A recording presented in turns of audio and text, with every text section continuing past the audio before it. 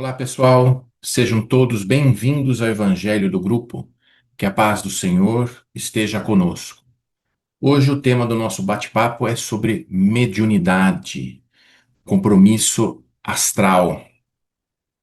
E vamos iniciar essa discussão com base no capítulo 26, item 7 do Evangelho segundo o Espiritismo, onde faz uma abordagem sobre a mediunidade gratuita. Eu vou ler então esse trecho e aí nós vamos comentar. Mediunidade gratuita, item 7. Os médiuns atuais, pois que também os apóstolos tinham mediunidade, igualmente receberam de Deus um dom gratuito, o de serem intérpretes dos espíritos, para a instrução dos homens, para lhes mostrar o caminho do bem e conduzi-los à fé. Não para lhes vender palavras que não lhes pertencem a eles, médiuns, visto que não são fruto de suas concepções, nem de suas pesquisas, nem de seus trabalhos pessoais. Deus quer que a luz chegue a todos, não quer que o mais pobre fique dela privado e possa dizer: não tenho fé, porque não a pude pagar. Não tive o consolo de receber os encorajamentos e os testemunhos de afeição dos que pranteio, porque sou pobre. Tal a razão, porque a mediunidade não constitui privilégio e se encontra por toda parte. Fazê-la paga seria, pois, desviá-la do seu providencial objetivo. Bom, primeiro cabe aqui algumas considerações sobre a mediunidade. A mediunidade é uma questão biológica. Ela se manifesta através da função, do funcionamento da glândula pineal. Costumamos dizer que uma pessoa tem uma mediunidade, que outra não tem mediunidade, quando uma pessoa manifesta uma mediunidade mais ostensiva. E aí a classificamos como aquela pessoa é médium. Mediunidade mais ostensiva, podemos citar algumas. Aqui a psicofonia, a psicografia, as pinturas, os efeitos físicos, materialização. São todas mediunidades ostensivas, onde o intercâmbio com o mundo espiritual, através de uma influência dos espíritos, é muito, como o próprio nome diz, ostensiva, né? Toma conta do comportamento da pessoa, no caso do médium. O médium, ele é um intermediário. A mediunidade também, ela sofre evolução, não só na pessoa, mas também ao longo do tempo, dos anos. As mediunidades de fenômenos, principalmente de materialização, muito comum no século XIX, no início do Espiritismo, onde médios foram preparados, no plano espiritual para manifestarem com esse tipo de mediunidade, porque ali se tinha um propósito, havia um projeto da divulgação da doutrina espírita, do Consolador, um projeto do plano espiritual. Então, a mediunidade, ela além de tudo, um propósito. Ela tem um propósito.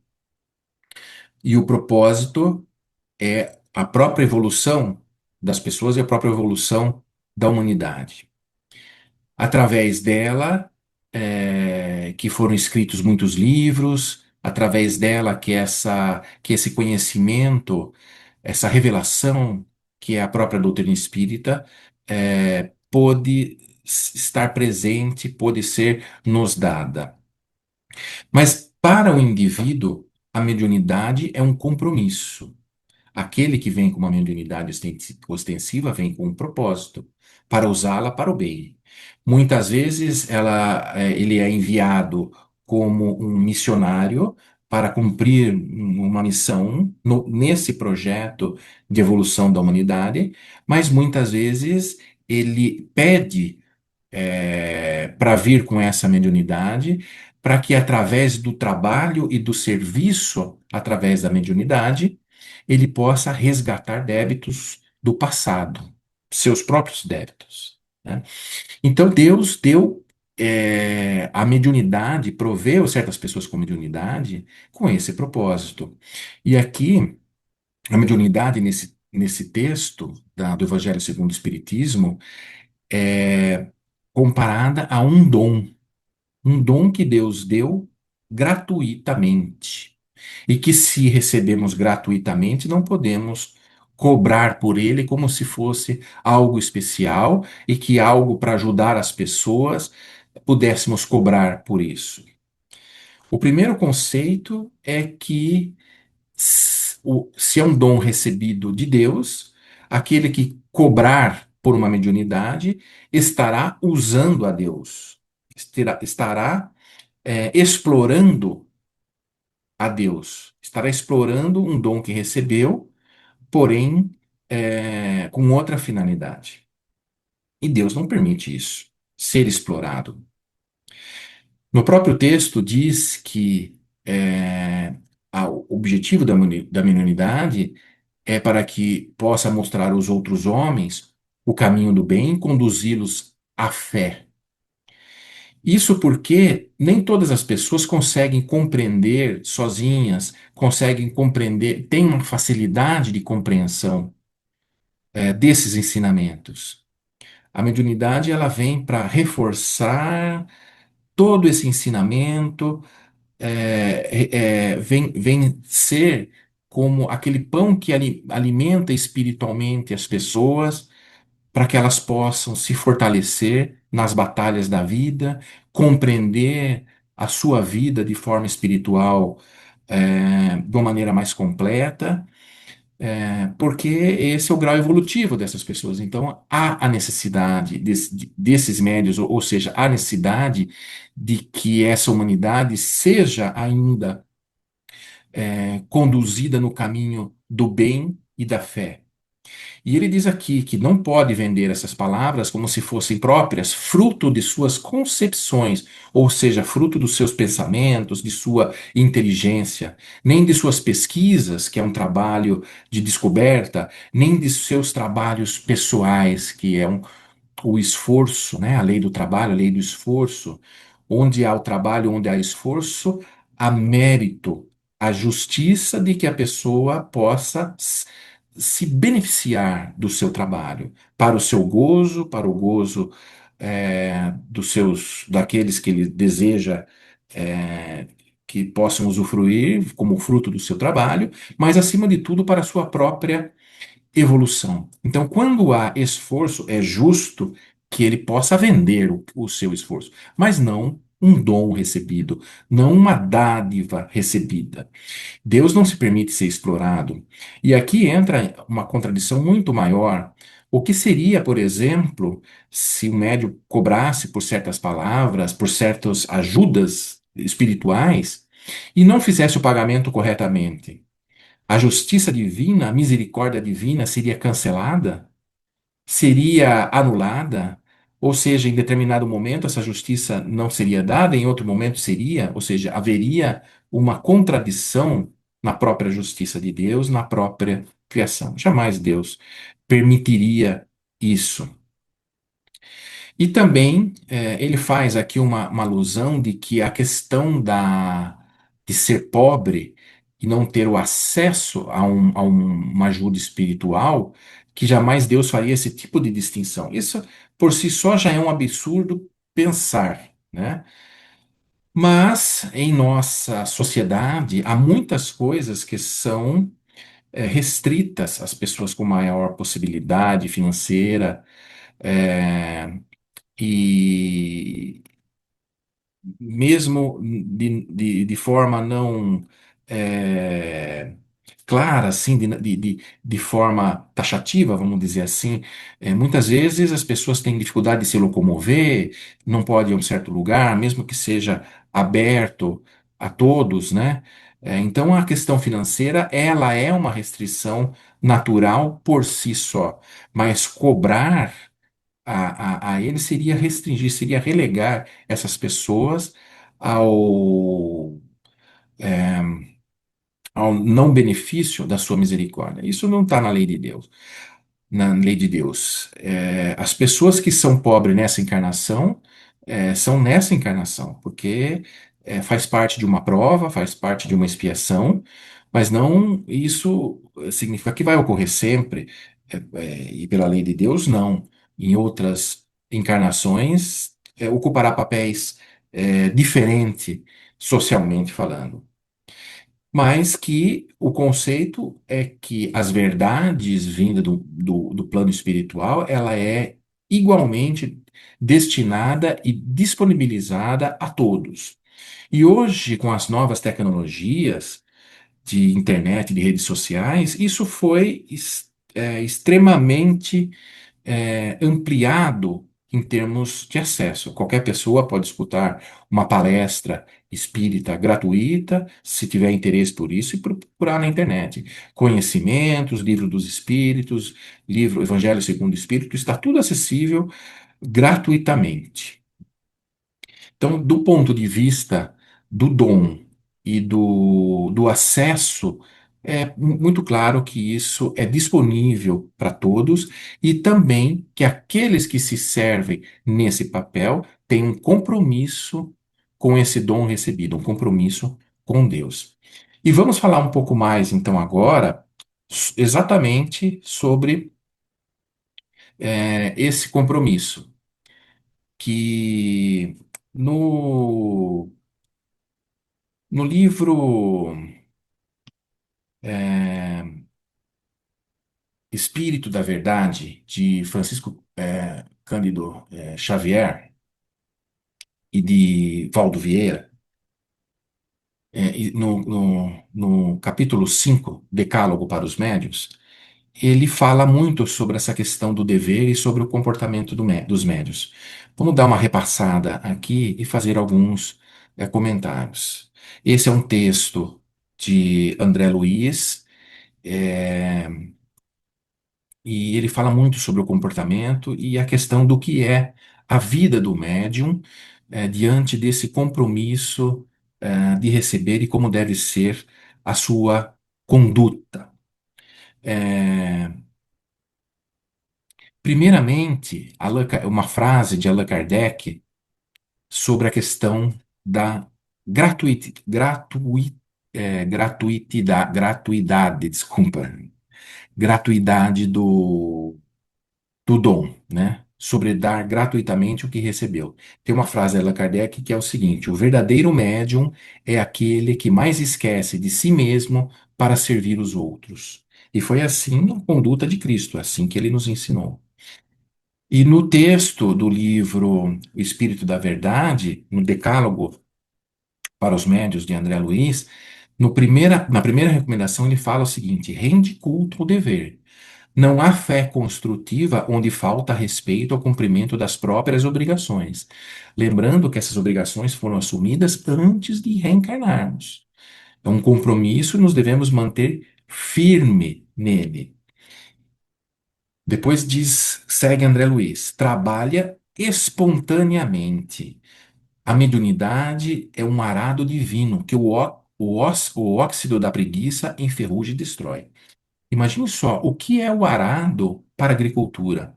Um instrumento, uma ferramenta que, quando adicionado força mecânica, ela prepara a terra para uma plantação. Mas um único arado consegue preparar uma grande extensão de terra para a plantação. E essa plantação alimentar uma grande quantidade de pessoas. Então, aqui André Luiz compara a mediunidade a um arado, essa capacidade de atingir as pessoas, essa capacidade de alcance das pessoas. Porém, se houver preguiça do médium, essa mediunidade enferruja e destrói a própria mediunidade do médium. Não te creias maior ou menor.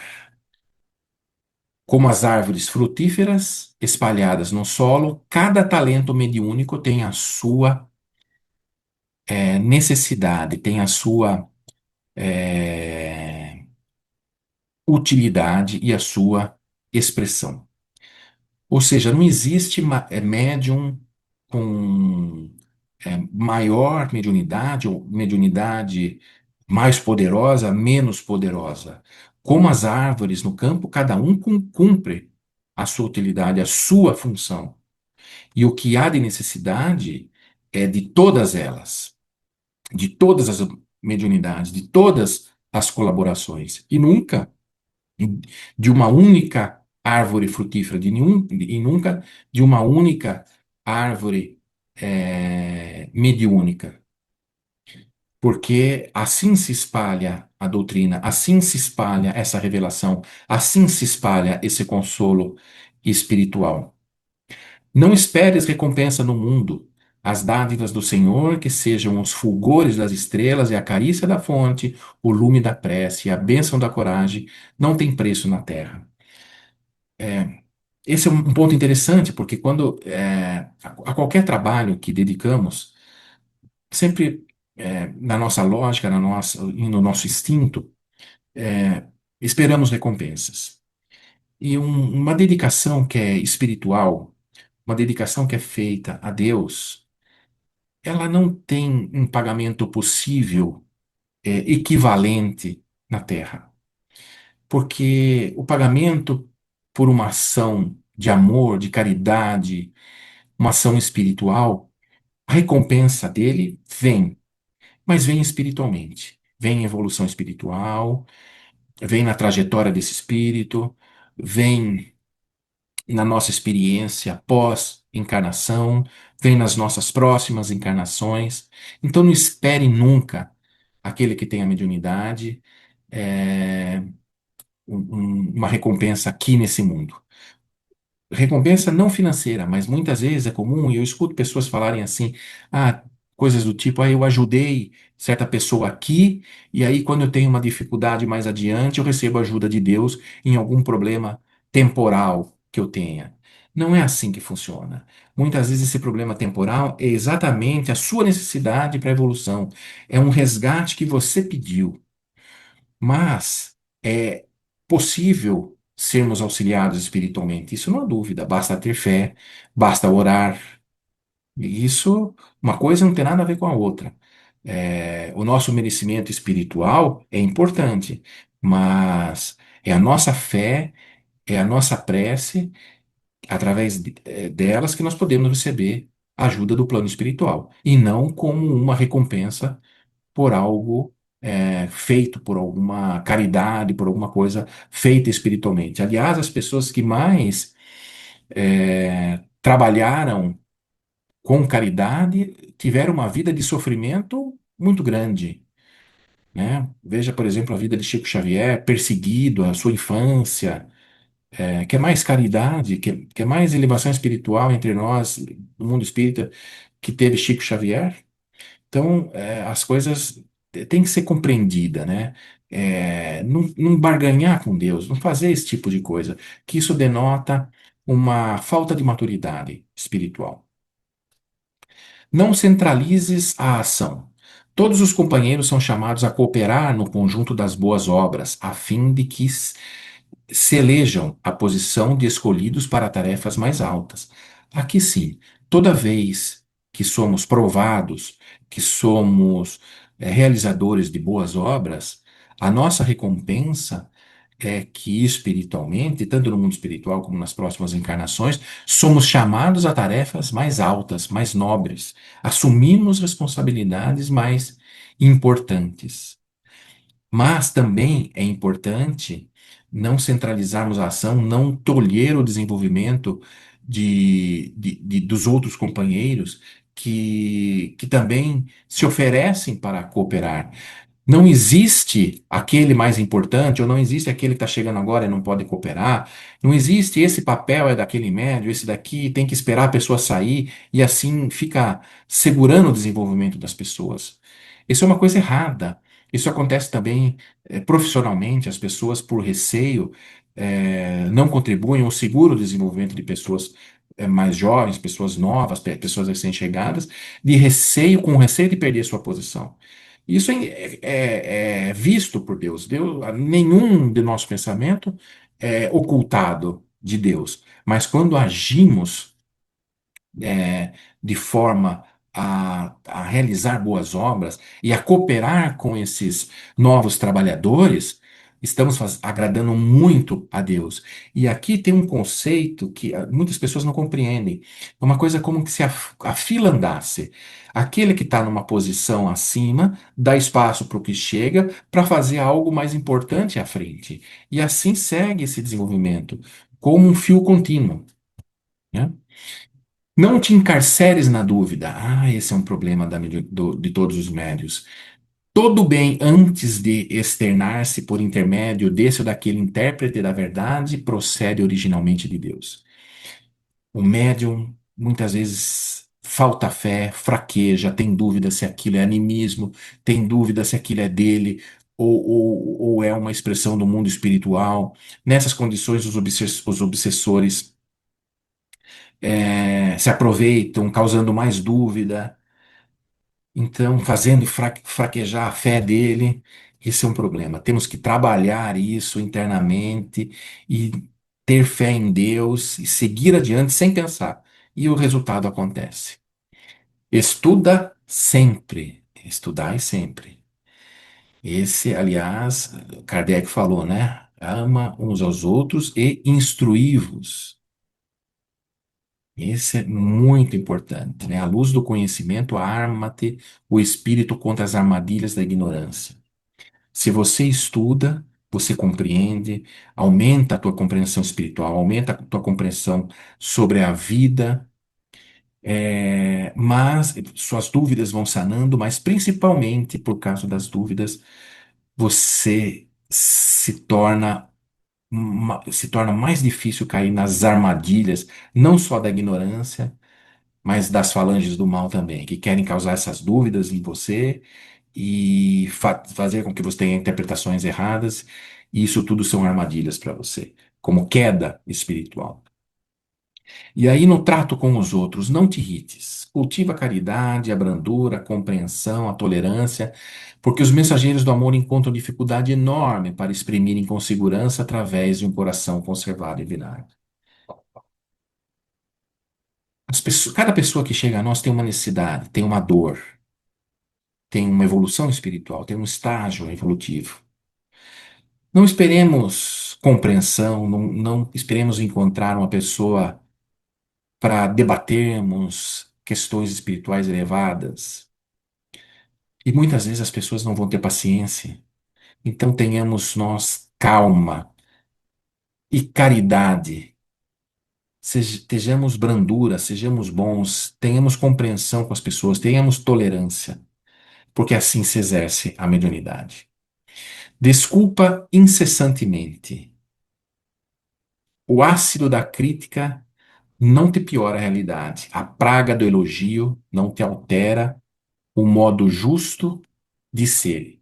E ainda, mesmo que te categorizem a conta de mistificador ou embusteiro, esquece a ofensa em que te espanquem o rosto. E guardando o tesouro da consciência limpa, segue adiante, na certeza de que cada criatura percebe a vida do ponto de vista em que se coloca. Veja novamente o exemplo de Chico Xavier,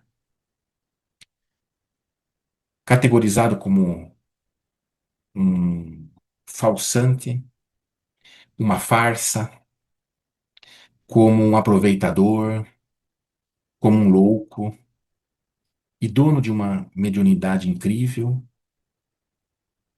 nunca ficou com um centavo dos livros que vendeu, fez da caridade seu objetivo principal de vida e ainda assim foi perseguido. Foi perseguido e desculpou sempre. Teve momentos difíceis, ficou magoado, ficou triste, foi amparado espiritualmente, é verdade. E seguiu em frente. Esse é um exemplo para nós. Para que não venhamos a temer os perseguidores. E aqui é um pouco diferente do item anterior. E ele lembra o seguinte: lembra-te da humildade do Cristo e recorda-te que ainda ele, anjo em forma de homem, estava cercado de adversários gratuitos e de verdugos cruéis, quando escreveu na cruz com suor e lágrimas o divino poema da ressurreição. Na questão, no ponto anterior de desculpar sempre, é a nossa atitude com aqueles que nos perseguem. Aqui é não temer a perseguição. Jesus disse: Enviarei-vos como ovelhas no meio de lobos, porque sabia que haveria perseguição. Só que ele não falou que os lobos não os atacarão, os lobos não os atingirão, os lobos não o farão mal. Ele não disse que protegeria, ele disse que estaria junto, estaria amparando. Muitos daqueles que estiveram no Coliseu e que, se não negassem a sua fé em Cristo, morreriam e decidiram manter a sua fé em Cristo, como Joana de Cusa, essa personagem trazida no livro Boa Nova, quando está com o filho dela, e o filho dela, com medo de morrer, fala para ela: Vamos renunciar à nossa crença em Cristo para que possamos viver. E ela adverte ainda o filho, ainda fala que Jesus sofreu na, antes da morte, sem reclamar, e ainda perdoou, ainda teve sentimento para com as pessoas, que aquela atitude dele não era digna. Então, não temer os perseguidores não é não ter medo da estatura, não ter medo de enfrentar os perseguidores, é não ter medo da perseguição, das consequências da perseguição, porque elas nos virão. Elas nos virão. Seremos perseguidos, seremos caluniados, seremos ridicularizados e até fisicamente isso pode ocorrer. Porém, é o que foi dito anteriormente. A recompensa espiritual vem em Cristo, vem no mundo espiritual, vem no plano espiritual, vem para nós como espíritos. Se em determinada ocasião venhamos a ser protegidos, ótimo. Mas temos que lembrar que cada pessoa tem um livre-arbítrio. E para cada ação existe o resgate, a necessidade de pagar por aqueles atos. Nenhum perseguidor fica livre dos atos que cometeu. Mas se agirmos igual com eles, estaremos nos assemelhando a eles mesmos. Então, esses eram os 10 pontos sobre a mediunidade trazida por André Luiz nesse livro. Essa é uma conversa sobre a o que é ser médium, a questão do compromisso, é uma questão muito importante para aqueles que estão cerrando fileiras junto com o espiritismo, estão engajados em trabalhos mediúnicos, estão se esclarecendo espiritualmente, que isso não é só para nós, há um propósito e isso está vinculado com a própria criação. Tudo que nós recebemos, tudo aquele que tem que ajudar aquele que está atrás. E o ato de ajudar beneficia quem é o assistido, aquele que está precisando de ajuda, mas beneficia também aquele que ajuda perante Deus. Essa é a lei, essa é o sentido, o propósito das leis da criação que Deus nos colocou. Eu desejo a todos muita paz, muito amor e que tenham excelentes dias pela frente. Que a paz do Senhor esteja conosco.